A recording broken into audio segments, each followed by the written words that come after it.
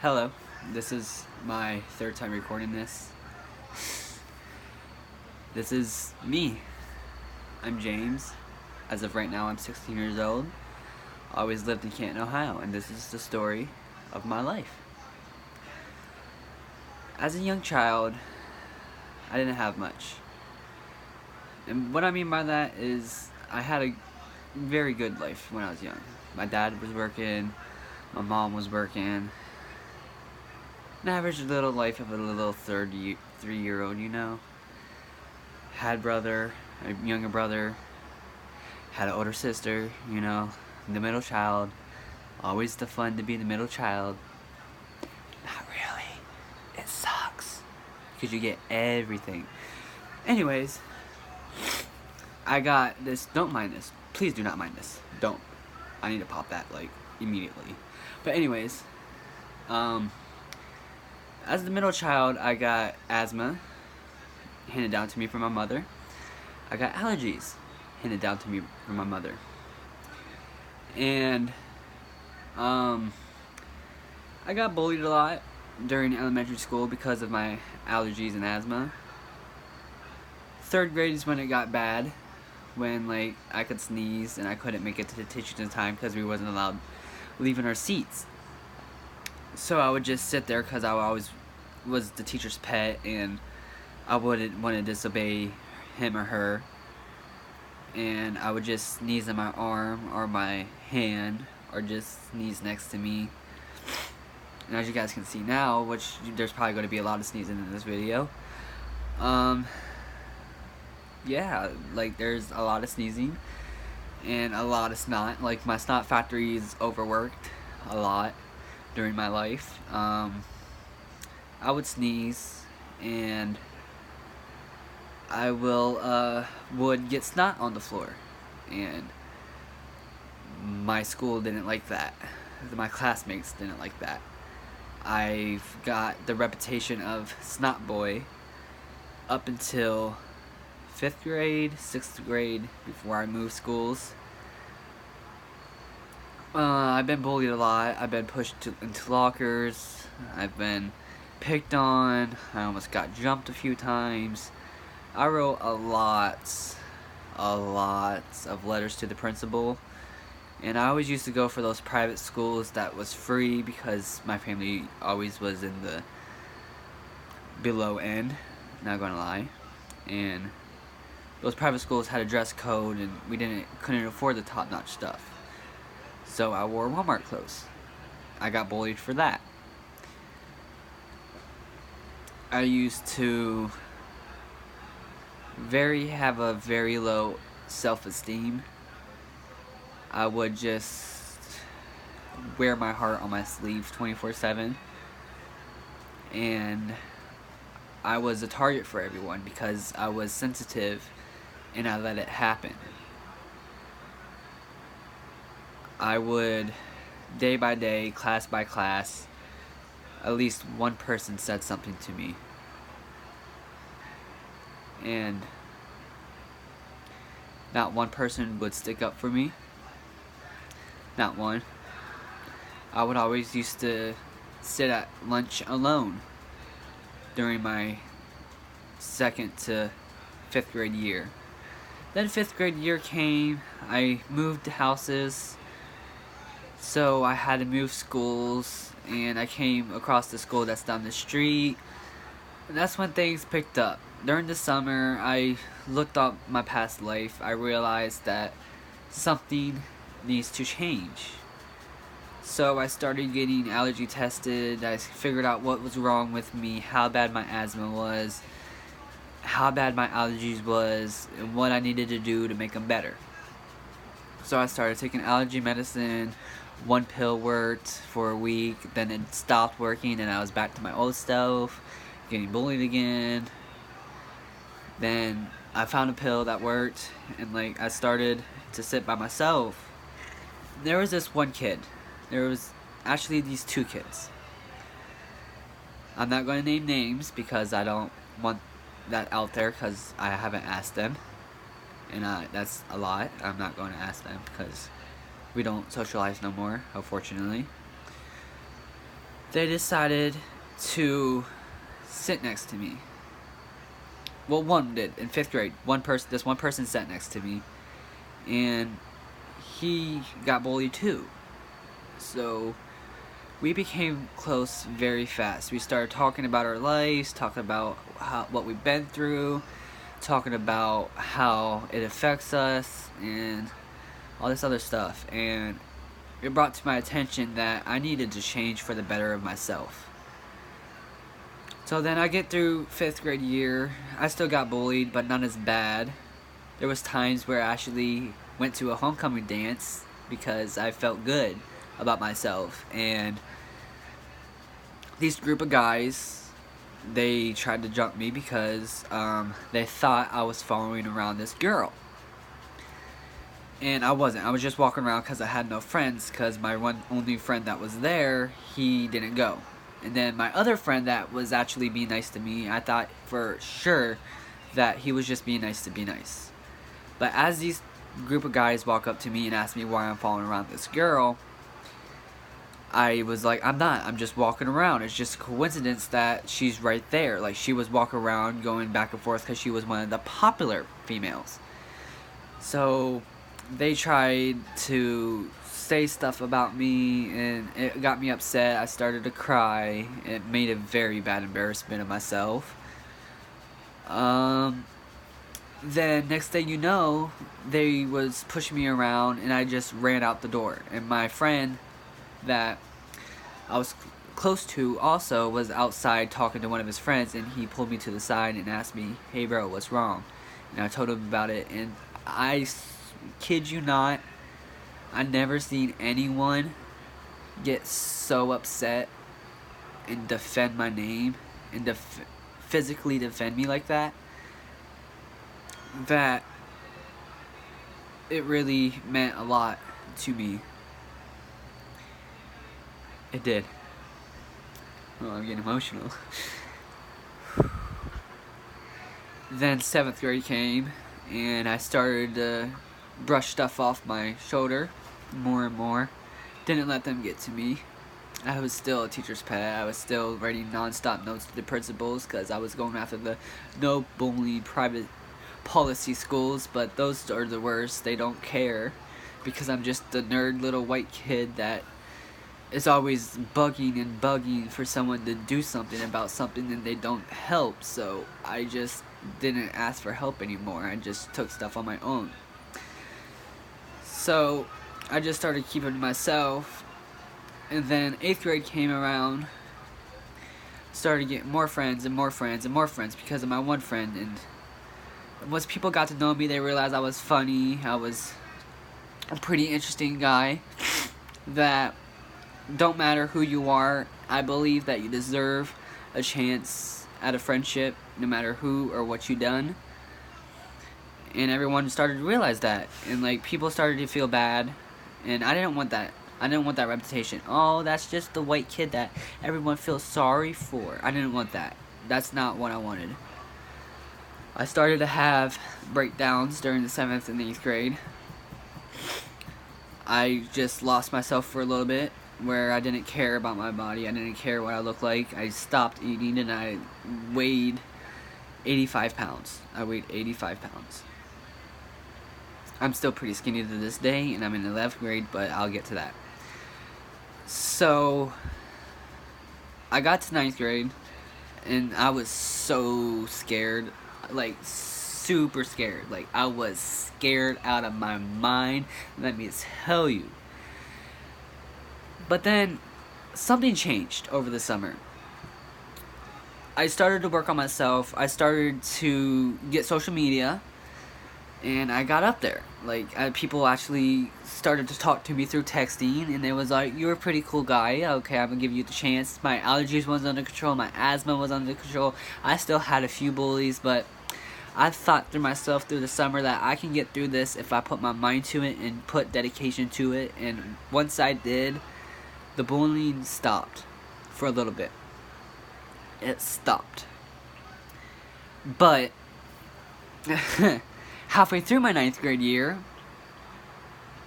my dirty high school got infested by bugs, and one was crawling on me because I was laying on the floor like a dumbass. And they sent me out the room to the nurse. She had me carry my book bag, not my book bag, my hoodie, in a neon green trash bag. That was so embarrassing. A neon green trash bag with my hoodie in it. People kept asking and looking at me and recording me because I was crying, because I was so embarrassed. People was recording me, people was taking pictures, people was whispering, and like that's just took my confidence from here to here. And it hurt a lot. It did. And no one understood that. They was like, oh, well, he's just crying because he wants attention, and this and that, and this and that. So I didn't care anymore. I just stopped caring about myself again. I started to sleep throughout my days until school. I went to school. I started failing classes. I started to sleep through classes. I just didn't care. Then, towards the end of the year, I started picking myself back up, putting my dedication towards that path to success. Focused on myself before I focused on anyone else. I got my shit together. And it took a lot out of me, it did. Then my mom got sick. Not really sick, but she got worse. Like, she was starting to get worse during my freshman year. She couldn't really walk anymore. She had bowel problems, so we couldn't really go out anymore. She had to stop working, so it was only my dad. So income was tight. We really didn't have much.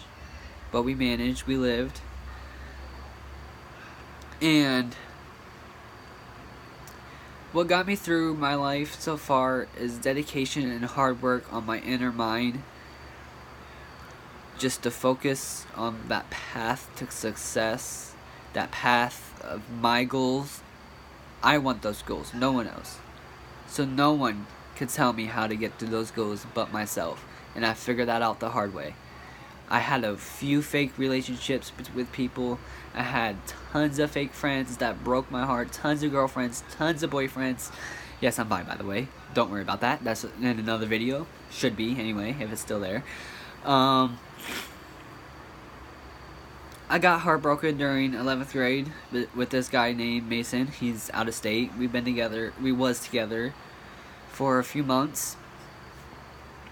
Then he started dry texting me, so I got my suspicion. So I created a fake account and texted him and asked him if he was looking for a relationship. And he said, yeah. So I confronted him about him, and I woke everyone up at my house by yelling, screaming at him like a psychopath. And like, whew, hold on a second. Anyway, after that happened, it was a lonely sophomore year. I had a lot of friends. I did. But none of them was down for any of them. None of them asked me how I was doing. I used to cry myself to sleep every night. Just because of the fact I knew that I was alone. And I'm not. I always used to overthink a lot and think that I'm alone, but I have a lot of people that are there for me that I just never talked to them. I always kept to myself because I was afraid of if I open up, it could get to the wrong person. And then that person can make rumors and switch it up and swish my words around and take it to another person, and that person could take it to another person, and I just overthought, and I didn't want that outcome to ever come back in my life because I didn't want my part of my life to fall down how bad it was. And then I had other things to worry about. I had to get my shit together. I had to get my school together so I can pass, so I can get through high school, so I can get a job. I used to beg and beg and beg until I was 16 to get a job, and I still don't have one to this day. I'm still looking. It's hard. It is a lot of dedication to that. Then my mom got diagnosed with multiple sclerosis and irritable bowel syndrome, and all of Canton, Ohio's lawyers don't want to support us because we don't have the quality fees for them. and they don't want to work with us. And my dad, he's overworked himself so much, and there's a part of me that wishes I could go get a job to help out a little bit. And it's hard watching my mom in pain, knowing I can't do anything, knowing one day I'm gonna get that call while I'm at school.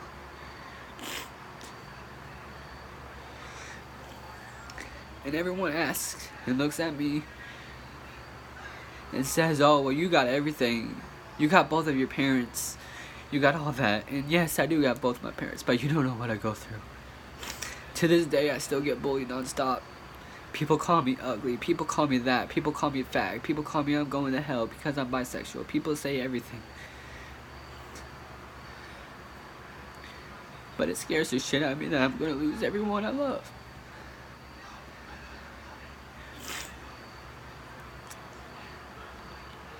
And a lot of stuff been going through my life that I can't say because it's hard. But what I'm trying to get through here right now is I have a lot of experience through bullying. And a lot of people that was close to me that has lost their lives because they took them themselves. If you are watching this and you picked on someone else, think in your right mind, why? Why? How I got through my years of bullying, picked on, thrown around, tossed, balled up, tossed to the garbage, kicked around again, stabbed in the back, choked, just fuck James. You can't let them get to you. You have to take your heart that's right here on your shoulder and put it back inside of you. Because I know there's a lot of sensitive people out there that are just like me. In order to pass your school, you have to put dedication in it. You have to put dedication and time into everything. And that's meaning you put dedication and time into your goals. You want those goals, you have to fight them for yourself, not others. You can't rely on others to get them to yourself. You can't rely on a relationship to help you find your happiness. You have to start looking yourself in the mirror, looking at your flaws, fixing them yourself. See what you gotta do to become successful in life for yourself, not for others. You have to fight for yourself because in the end, yourself is the only person you have. And that's facts. I don't care how close or what you guys going through with your friendships and relationships. At the end of the day, you only got yourself. There's a lot of close friends I'm friends with. There's a lot of close bonds that I lost. There's a lot of family I lost. But I would be an emotionally wrecked if I didn't have myself. Because if I didn't have myself together, if I didn't have my shit together, I would be not making this video. I would be right behind me in my bed, curled up in a ball, crying 24/7. No lie, I would be. What is making me here today in front of this camera and telling you guys my story? It's hard. I done shot this 4 times. It's not easy to get in front of something and explain what you've been through. I could go into detail and make you guys feel sorry, but I'm not going to do that because I'm not looking for attention. What I am looking to seek to give to you is a way to get out, a way to get free, a way to remove that stress that's on your shoulder, a way to just free yourself from your inner mind, free yourself from overworking yourself, get you back on that path to success, and most importantly, make yourself happy. Now, I get a lot of questions, and I get a lot of people asking, how do I do it? The question is not how. The question is why. You look yourself in the mirror and you ask yourself, am I okay with myself? And if the answer is no, you need to reevaluate, sit down, think, What am I doing wrong? For an example, I lost a lot of bonds because I lied. I lost a very close bond to me because I lied about stuff that I can't say. But that's one of my flaws, is I'm a liar. I lied because I think that's what I need to do, but in reality, what I need to do is focus on myself before I can even focus on others. And why I say that, to focus on yourself, is because, like I said earlier, yourself is going to be there no matter how or what you go through. If you are going through a bad time, if you are going through a horrible time, like horrible, like you lost someone and you talking about, and these thoughts are just too much going through your head. I've been there. You can't let them control them. Yourself. You can't let them control yourself. You have to take over your inner mind. And how you do that is by first loving and caring for yourself and getting what you need done first.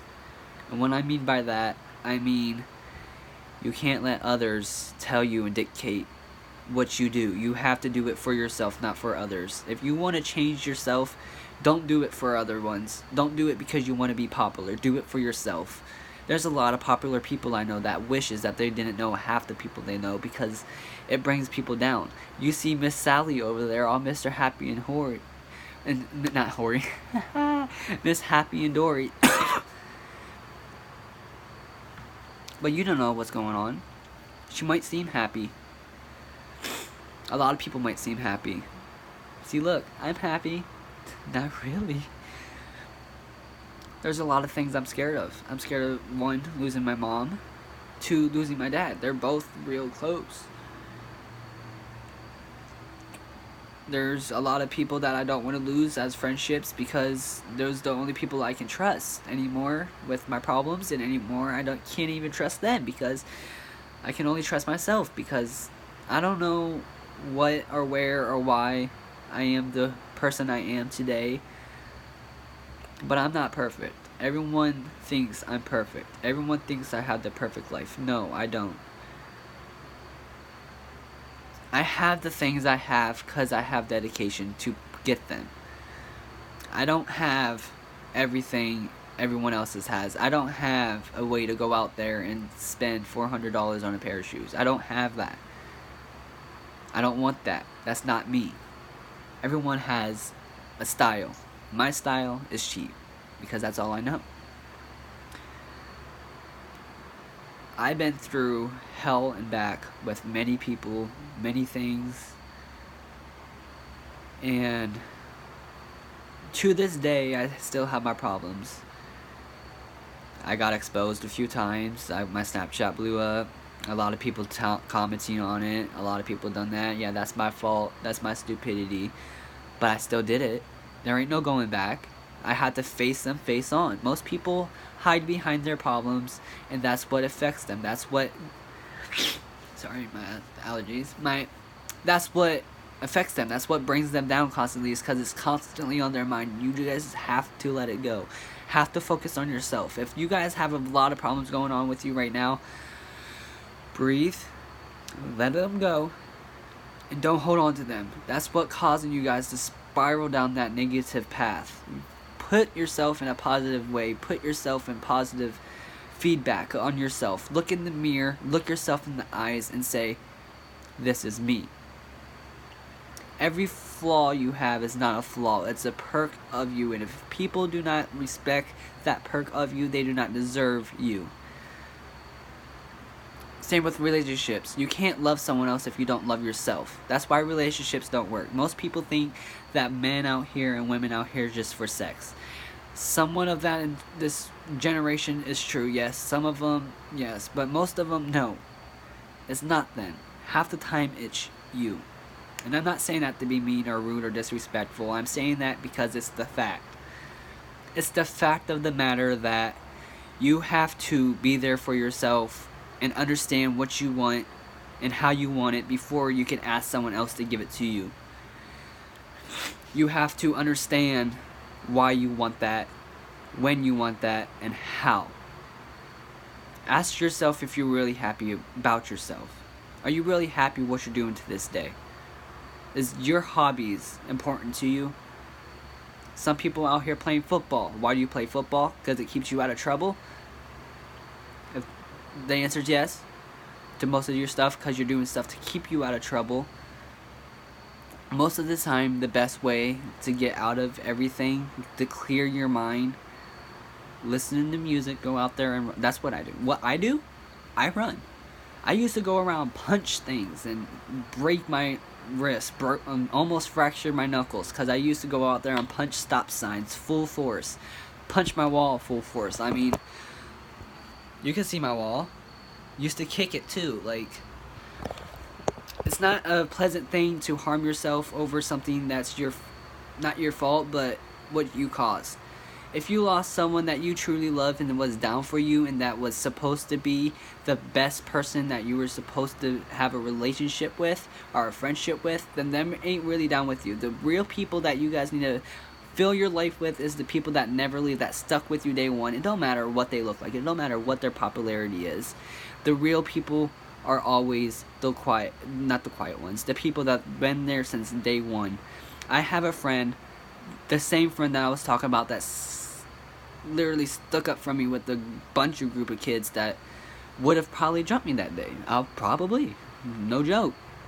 There was literally like a few teachers and they were all old and most of them were women, so they couldn't really do anything, and most of the people there were instigators and they would just let it happen. I would have probably really got injured if my one true friend wasn't there, and I don't acknowledge them very much, and I lose the people I love because of my actions, and actions in 2019 has a lot of consequences.